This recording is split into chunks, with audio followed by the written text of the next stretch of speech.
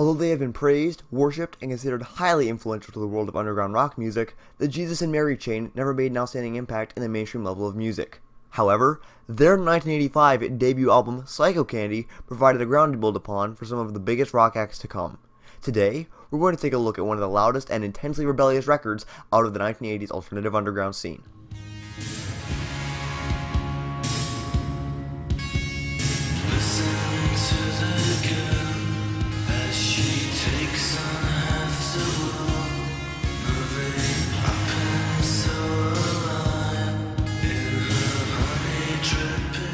Oh boy, this is gonna be fun.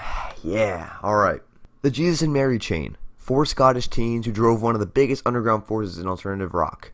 Heard of them? Maybe not. Maybe some of you have heard of them.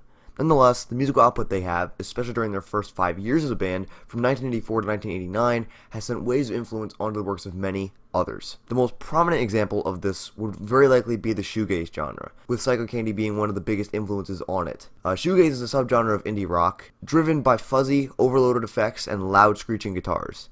If you'd like to hear a bit about shoegaze in one of its most acclaimed albums, I reviewed My Bloody Valentine's Love List back in February, and I'll put a link for that video in the upper right corner. This album is unbelievable. The smooth, wispy dream pop tones washed over a duo of guitars that sound like they're being played and destroyed at the exact same time. That is how I categorize the sound of Psychocandy. Now, if that's not your thing, don't worry. Psychocandy is the Jesus and Mary chain's loudest album. After this, it all starts getting toned down, but we're here to talk about Psychocandy and its distinct sound today. The album, opened by its third single, Just Like Honey, is able to draw you in with a drum phrase, lifted from the Ronettes' Be My Baby, before falling into place with beautiful and almost ethereal guitar chords. The song is probably the Mary chain's most well-known, being the song that exposed them to the masses in a way. The song was later famously used during the ending sequence of Sofia Coppola's Lost in Translation in 2003. One of the louder songs on the album is Taste the Floor, which starts off heavy and rough but slowly ascends into a loud flurry of chaotic instrumentation that buries the droning vocals by one of the Reed brothers. Which one? I'm unsure. Oh yeah, I forgot to mention.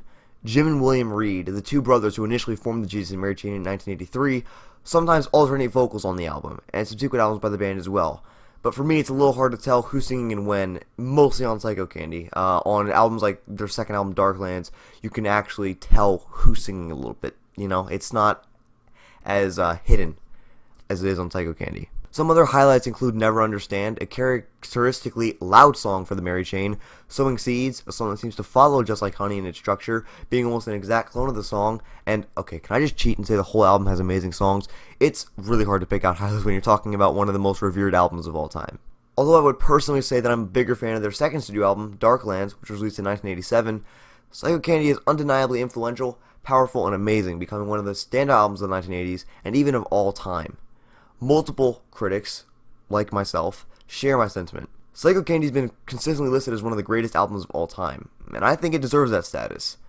Sure, it's not for everyone, it's not even where I'd suggest you start with the Jesus and Mary chain, but if you're a fan of noise rock, dream pop, shoegaze, indie, whatever, I think this album is definitely an essential listen.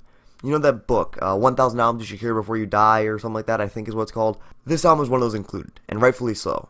Like I said, it's not for everybody, especially if you're sensitive to loud noises or loud abrasive rock, pop, hybrid music isn't your thing.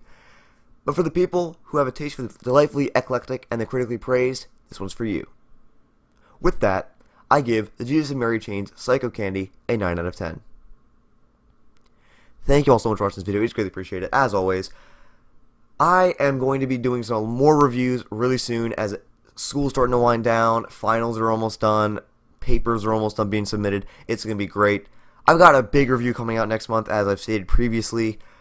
I got to prepare for that, so if I don't make as many reviews as I used to, that would be why. I'm prepping for that review.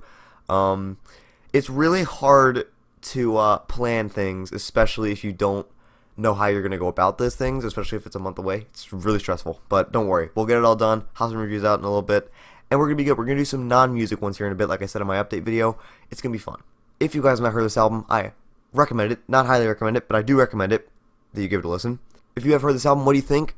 And what's your favorite song on it? With that, guys, have a good rest of your day, your rest of your night, whatever it may be, your week, your weekend, whatever it may be. I'll see you guys in the next video, in the next review. Take care, everybody.